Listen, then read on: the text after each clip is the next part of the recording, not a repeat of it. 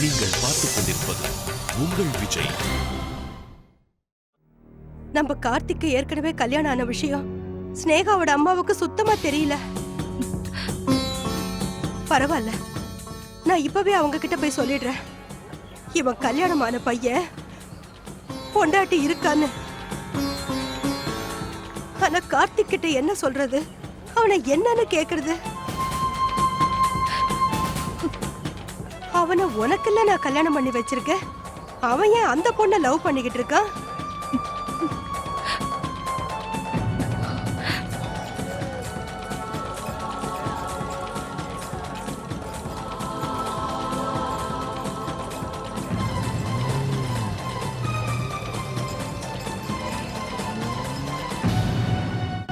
ஏ அர்ச்சனா, இவ்வளவு விஷயம் நடந்திருக்கு, உனக்கு எதுவுமே தெரியாதா?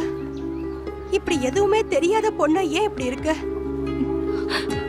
பெரியம்மா, கார்த்திக் நிச்சயமா இப்படி எல்லாம் பண்ண மாட்டாரு.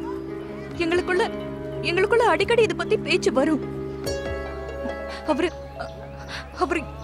எப்பெல்லாம் ஸ்னேகாவை போய் பாக்குறாரோ அப்பெல்லாம் என்கிட்ட சொல்லிட்டு தான் போவாரு.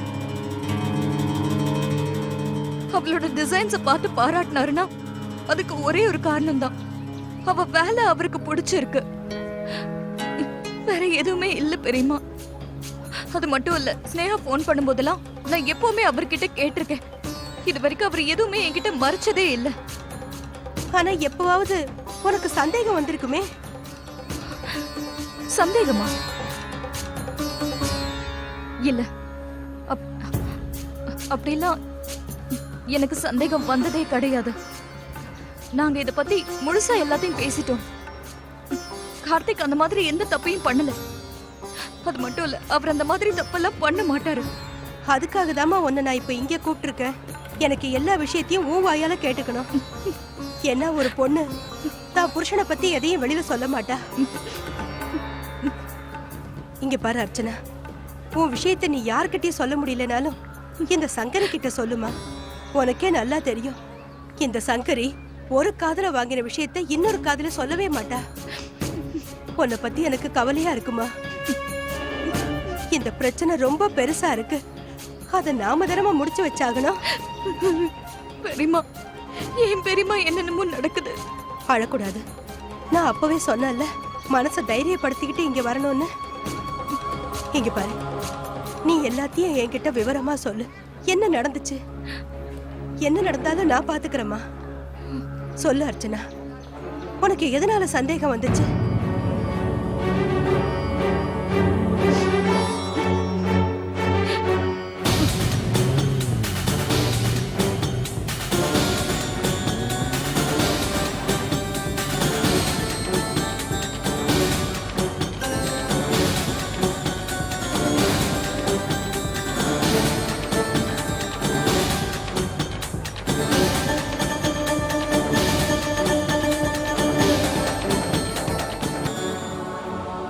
அவ்வளவுதான்.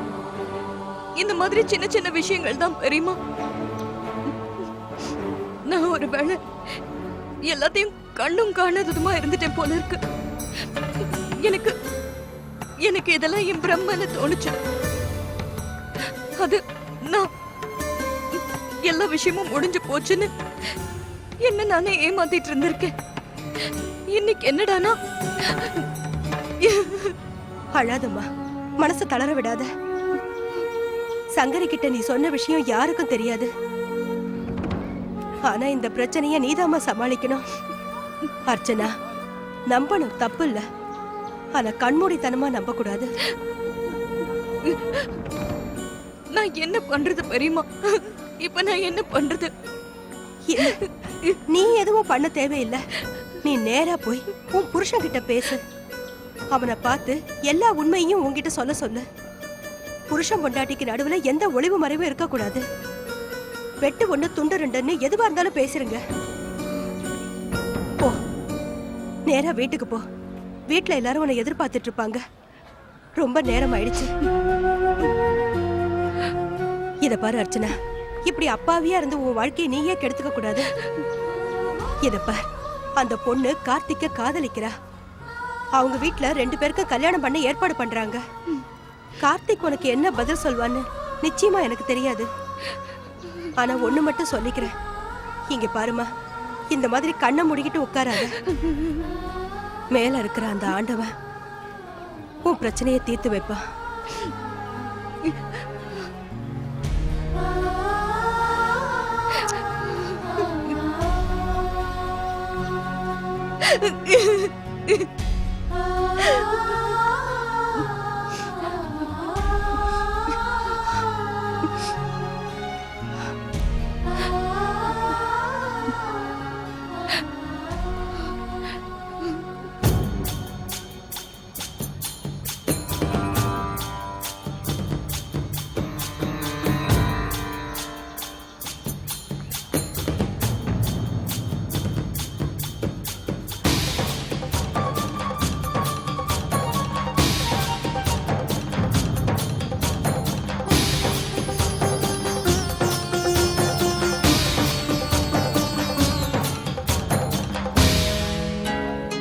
ரெண்டு பேரும் என்ன பேசிக்கிட்டாங்கன்னு வேற தெரியலையே. நான் முன்னாடி அர்ச்சனா கிட்ட இந்த விஷயத்தை பத்தி சொல்லியிருக்கேன். இதுக்கு மேல நான் என்ன சொன்னாலும் அவன் நம்ப மாட்டா.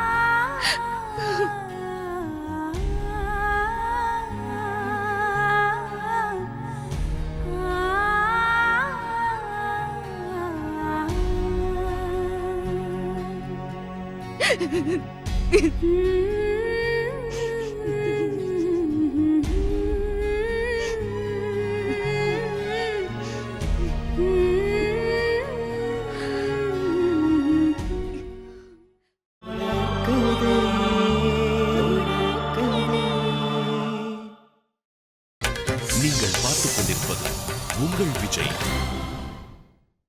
இங்க பாரு ஸ்னேகா, இதுக்கப்புறம் நீ நடந்த விஷயம் எல்லாத்தையும் மறந்துதான் ஆகணும். ஏன்னா அதுல எந்த ஃபியூச்சரும் இல்ல. தெரியுமா, சித்தி என்ன கூப்பிட்டு கேட்டாங்க, ஸ்னேகாக்கு என்னாச்சு, ஏன் இப்படி அமைதியா இருக்கான்னு கேட்க ஆரம்பிச்சிட்டாங்க. ஆனா நீ எதுக்கும் கவலைப்படாத, இப்ப நீ டிசைன் பண்றது இல்ல, அதனாலதான் சொல்லிட்டேன். இவ்வளவு நடந்ததுக்கு அப்புறமும் உன்னால சாதாரணமா இருக்க முடியாதுன்னு எனக்கு தெரியும். ஆனா அம்மா கவலைப்படுறத உன்னால பார்க்க முடியாதுல. இங்க பாரு, நான் இப்ப படிக்க போறேன். நான் போனதுக்கு அப்புறம் நீ அழக்கூடாது, சரியா? நான் புதுசா நாவல்ஸ் வாங்கிட்டு வந்திருக்கேன், அத படி, சரியா?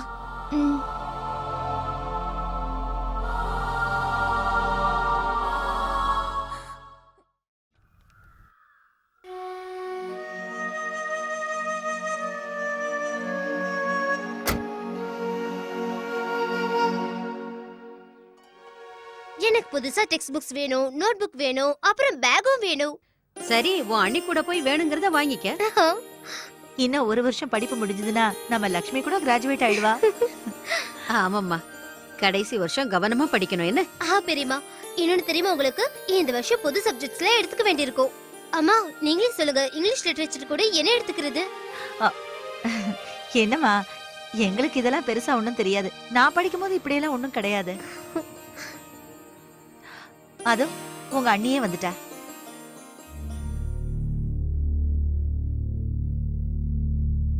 பிரசாதம்.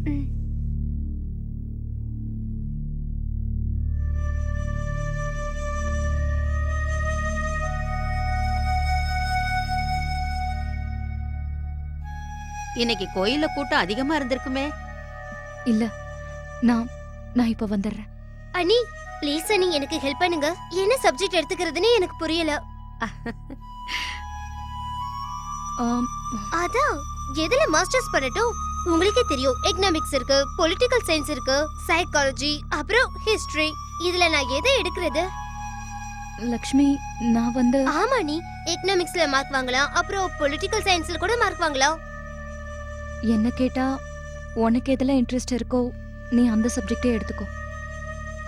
மார்க்கை பத்தியெல்லாம் பெருசா யோசிக்காத. ஆமாம்மா, உங்க அண்ணி கரெக்டா தான் சொல்றா. ஆ. உன் மனசுக்கு எது பிடிச்சிருக்கோ அதை பண்ணு. ம். அர்ச்சனா, மாணிக்கம் வந்து குடோன்ல இருந்து அரிசி எடுக்கணும்னு என்கிட்ட சொல்லிக்கிட்டு இருந்தாரு. அது என்னன்னு போய் பாருமா. ம். ஒரு நிமிஷம். அர்ச்சனா, நீ இப்ப முதல்ல என் கூட என் ரூமுக்கு வா. நான் ஷால்ஸ் எல்லாம் வரவழைச்சிருக்கேன். அர்ச்சனா, அதுல நல்லதா பார்த்து செலக்ட் பண்ணி நம்ம நந்தினிக்கு கொடுத்து அனுப்பலாம். ஏன்னா அர்ச்சனா கொஞ்சம் கூட குளிர அவ தாங்க மாட்டா. அதனாலதாம்மா இப்பவே அவளுக்கு அனுப்பிடலான்னு இருக்கேன். நான் செய்யறது சரிதானம்மா? நான் யோசிச்சுக்கிட்டே இருந்தேன், இன்னைக்கு காலையில வரவழைச்சிட்டேன். எனக்கு ஒன்னே ஒண்ணுதாம்மா, சீக்கிரம் அவளுக்கு அனுப்பி வச்சுட்டா ரொம்ப நல்லா இருக்கும். வந்தனா நீ டென்ஷன் ஆகாத. நான் இப்பவே போய் அம்மா கிட்ட பேசுறேன். ம். எனக்கு முழு நம்பிக்கை இருக்கு. உன் படிப்பு விஷயத்தை மட்டும் அம்மா கிட்ட சொன்னா அம்மா ரொம்ப சந்தோஷப்படுவாங்க. இதெல்லாம் நினைக்கும் போது எனக்கே ரொம்ப சந்தோஷமா இருக்கு. ஆமா, நல்லது நடந்தா சரி. கண்டிப்பா நடக்கும். நான் போய் பேசிட்டு வரேன். சரி.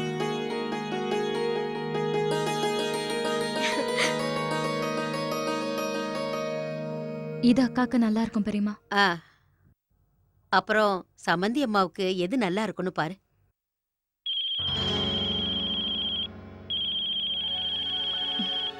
பெரியமா ஒரு நிமிஷம், வந்தனா ஃபோன் பண்றா. பேசு.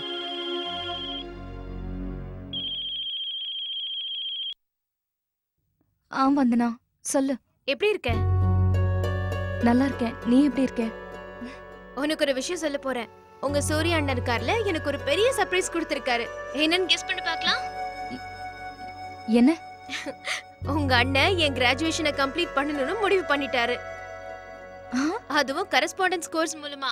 ஆமா, அதனால நான் காலேஜ் போக வேண்டிய அவசியம் இல்ல, வீட்லயே உட்கார்ந்து படிச்சுக்கலாம். பரவாயில்லையே, அண்ணன் ரொம்ப நல்லதா யோசிச்சிருக்காரு. உன் படிப்பு விஷயத்துல அண்ணாவுக்கு ரொம்ப அக்கறை இல்ல? ஆமா, இப்பதான் அம்மா கிட்ட பேச போயிருக்காரு. என்ன, அம்மா சரின்னு சொல்லிட்டா போதும். ஆ ஆ, நிச்சயமா சொல்லுவாங்க. அதான் அப்பா இருக்காருல்ல, அவர் ஒத்துக்க வைப்பாரு. தெரியுமா அர்ச்சனா, எனக்கு இப்ப எப்படி இருக்கு தெரியுமா? உடனே புக் எடுத்து படிக்கணும் போல இருக்கு. நம்ம கமெண்ட் ஸ்டடி பண்ணுவோமே, அதெல்லாம் ஞாபகம் இருக்கா? ம். என்னாச்சு மேடம், என்ன யோசனையா இருக்க? ஒண்ணும் இல்ல, அது பெரியமாவோட சேர்ந்து வேலை பண்ணிட்டு இருக்கேன். ஓ சாரி, ஃபோன் பண்ண உடனே நீ பிஸியா இருக்கியான்னு நான் கேட்கவே மறந்துட்டேன். ஏன் சந்தோஷத்துல நான் பாட்டுக்கு பேசிக்கிட்டே இருக்கேன். இட்ஸ் ஓகே, நான் இப்ப போனை வைக்கிறேன். கொஞ்ச நேரம் கழிச்சு நான் உனக்கு கால் பண்றேன். சரி Archana. All the best. Thank you. வைக்கிறேன். பை.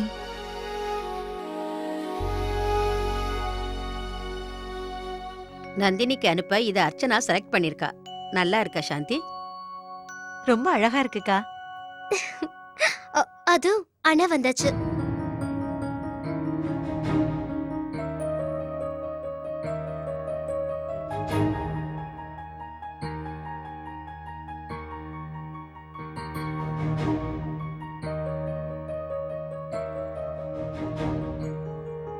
அண்ணா, எனக்கு காலேஜ் ஆரம்பிக்க போகுது தெரியுமா உங்களுக்கு?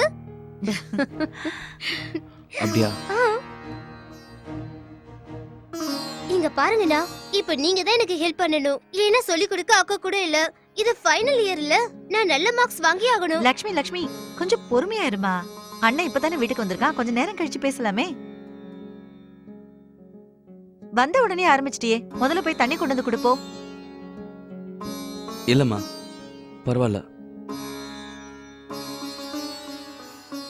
கார்த்திக், என்னப்பா என்னாச்சு? ஒரு மாதிரி உம்மன் இருக்க. ஆபீஸ்ல வேலையெல்லாம் ஒழுங்கா நடக்குதுல்ல? இல்ல ஒண்ணும் இல்லம்மா, கொஞ்சம் டயர்டா இருக்கு, அவ்வளவுதான். அர்ச்சனா, நீ போய் டீ போட்டு கொண்டு வாமா. வேண்டாம் பெரியமா, பரவாயில்ல, இருக்கட்டும். டீ குடிக்கிற போல இல்ல. அம்மா, நான் ரூமுக்கு போறேன். எனக்கு தலை ரொம்ப வலிக்குது. என்ன அர்ச்சனா, என்னாச்சு உனக்கு? தெரியல, கோயில்ல இருந்து வந்ததுல இருந்தே உடம்பு சரியில்லாம இருக்கு. அப்ப சரிம்மா, போய் ரெஸ்ட் எடுத்துக்கோ. எனக்கு அப்பவே தோணுச்சுக்கா, கோயிலுக்கு போயிட்டு வந்ததுல இருந்து ஒரு மாதிரியாவே இருக்கா. அர்ச்சனா, நீ போய் ரெஸ்ட் எடுத்துக்கோமா. சாப்பாடு தான் ரெடி ஆயிடுச்சுல, சாப்பிடும்போது நாங்க உன்னை கூப்பிடுறோமா. ம்.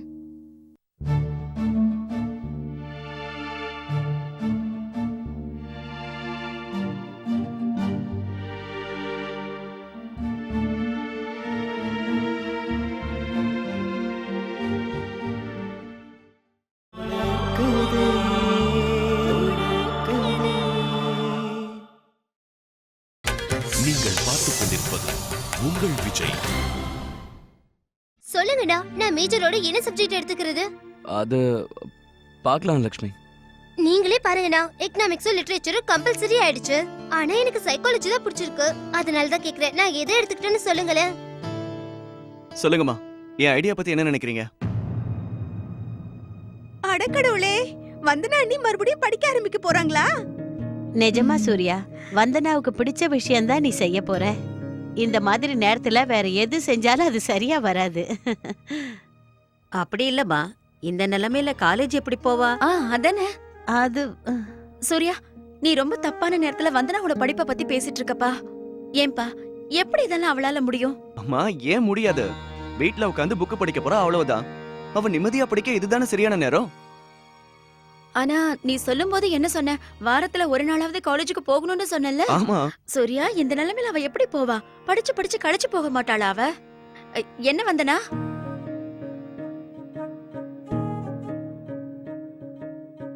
அம்மா, வந்தனாவால முடியுமா? அதான் டாக்டர் கிட்ட போய் அடிக்கடி செக்அப் பண்ணிட்டு வராளே. அது மட்டும் இல்ல, ராகுலுக்கும் சொல்லி கொடுக்கறா. அப்ப அவளால படிக்க முடியாதா என்ன? ராகுலுக்கு சொல்லி கொடுக்கறது தின வேலை கிடையாதுப்பா. செக்கப்க்கு போகும்போது கூட நான் கூட போறேனே. ராதிகா, ஏமா இப்படி பயப்படுற? இந்த மாதிரி நிலைமையில எத்தனையோ பெண்கள் எவ்வளோ வேலைகள் பாக்குறாங்க. சில பேர் ஆபீஸ்க்கே போயிட்டு வராங்க. நம்ம வந்தனா என்ன வீட்ல உட்கார்ந்து தானே படிக்கிறேன்னு சொல்ற? இதுல நீ இவ்வளவு கவலைப்படுறதுக்கு என்ன இருக்குன்னு தான் எனக்கு புரியல. அம்மா, நான் கவலைப்படலம்மா. நான் சொல்றதை ஏன் புரிஞ்சுக்க மாட்டேங்கிறீங்க? எதுவும் செய்யாம சும்மா உட்கார்ந்துட்டு இருந்தா அதுல தப்பு என்ன இருக்கு சொல்லுங்க? ஆண்டவன் புண்ணியத்துல எந்த பிரச்சனையும் வரக்கூடாதுல்ல. அம்மா, ஏமா இவ்வளவு பயப்படுறீங்க? உனக்கு இதெல்லாம் புரியாது. இப்ப படிக்கலன்னா அவ என்ன குறைஞ்சு போயிடுவாளா? நான் படிக்க வேண்டாம்னு சொல்லல. அடுத்த வருஷம் கூட அவ படிச்சுக்கலாமேப்பா. அம்மா. சூர்யா, இத பத்தி இனிமே பேச வேண்டாம்னு நினைக்கிறேன்.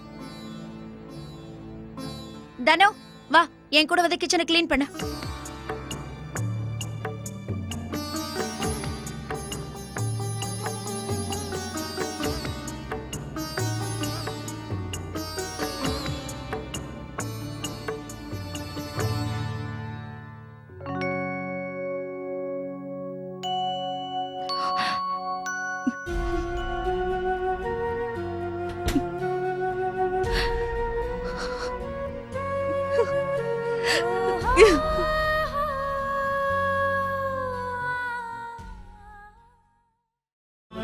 கதை